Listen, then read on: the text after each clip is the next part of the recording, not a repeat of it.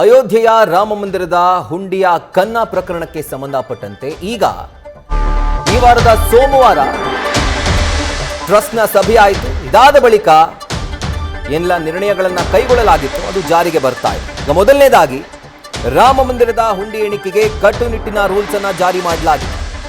ಯಾರು ಈ ಹಣ ಎಣಿಕೆ ಮಾಡೋಕೆ ಬರ್ತಾರೋ ಅವರು ಜೇಬು ಇಲ್ಲದೆ ಇರುವಂತಹ ಬಟ್ಟೆಯನ್ನ ಧರಿಸಬೇಕು, ಅದು ಕಡ್ಡಾಯ.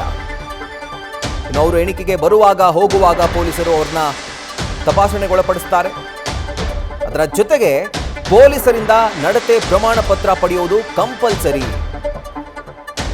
ಈಗ ಹಣ ಎಣಿಕೆಗಂತಾನೆ ಸ್ಪೆಷಲ್ ಟೀಮ್ ಅನ್ನ ಟ್ರಸ್ಟ್ ನೇಮಕ ಮಾಡಿದೆ.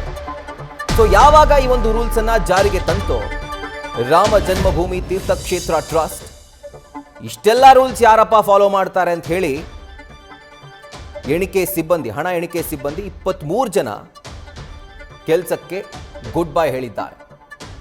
ಅಂದರೆ ಇವರ ಉದ್ದೇಶ ರಿಸೈನ್ ಮಾಡಿರುವಂಥ ಕಾರಣ ಏನು ಅಥವಾ ಹಿಂದಿರುವಂಥ ಒಂದು ಕಾರಣ ಏನು ಅಂತಂದರೆ, ಒಂದು ಈ ಕಟ್ಟುನಿಟ್ಟಿನ ರೂಲ್ಸ್ಗೆ ಬೇಸತ್ತು ಇಷ್ಟೆಲ್ಲ ಯಾರು ಮಾಡ್ತಾರೆ, ಅದ್ರ ಬದಲು ಮನೆಗೆ ಹೋಗೋದೇ ವಾಸಿ ಅಂತ ಹೇಳಿ ರಿಸೈನ್ ಮಾಡಿರ್ಬೋದು ಒಂದು.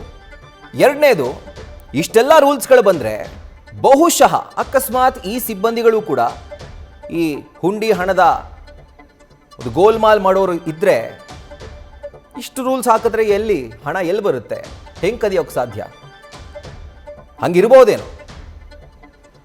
ಬಟ್ ಈ ಒಂದು ರೂಲ್ಸ್ ಜಾರಿಗೆ ಬರ್ತಿರುವಂತಹ ಸಂದರ್ಭದಲ್ಲೇ 23 ಜನ ಸಿಬ್ಬಂದಿ ತಮ್ಮ ಕೆಲಸಕ್ಕೆ ಗುಡ್ ಬೈ ಹೇಳಿದ್ದಾರೆ.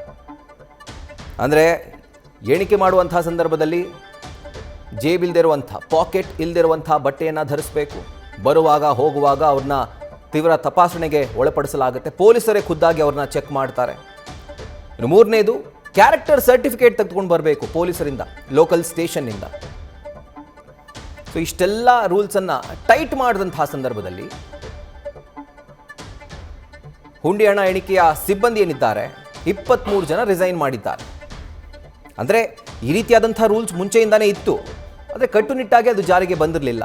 ಜೇಬಿಲ್ದಿರುವಂಥ ಡ್ರೆಸ್ಸನ್ನು ಧರಿಸಬೇಕು, ಕಂಪಲ್ಸರಿ ಸಿಬ್ಬಂದಿಗಳ ಚೆಕಿಂಗ್ ಆಗಬೇಕು, ಇದೆಲ್ಲವೂ ಕೂಡ ಮುಂಚೆನೂ ಕೂಡ ಇತ್ತು ರೂಲ್ಸು, ಆದರೆ ಕಟ್ಟುನಿಟ್ಟಾಗಿ ಜಾರಿಗೆ ಬಂದಿರಲಿಲ್ಲ ಅಷ್ಟೇ. ಬಟ್ ಈಗ ಕೆಟ್ಟ ಮೇಲೆ ಬುದ್ಧಿ ಬಂತು ಅನ್ನೋ ರೀತಿಯಲ್ಲಿ ರಾಮ ಜನ್ಮಭೂಮಿ ತೀರ್ಥಕ್ಷೇತ್ರ ಟ್ರಸ್ಟ್ ಕೊನೆಗೂ ಎಚ್ಚೆತ್ತುಕೊಂಡಿದೆ. ಹುಂಡಿ ಎಣಿಕೆ ಮಾಡುವಂಥ ಸಿಬ್ಬಂದಿಯ ಕುರಿತು ಒಂದು ಸ್ಟ್ರಿಕ್ಟ್ ರೂಲ್ಸ್ ಅನ್ನ ಜಾರಿಗೆ ತಂದಿದೆ.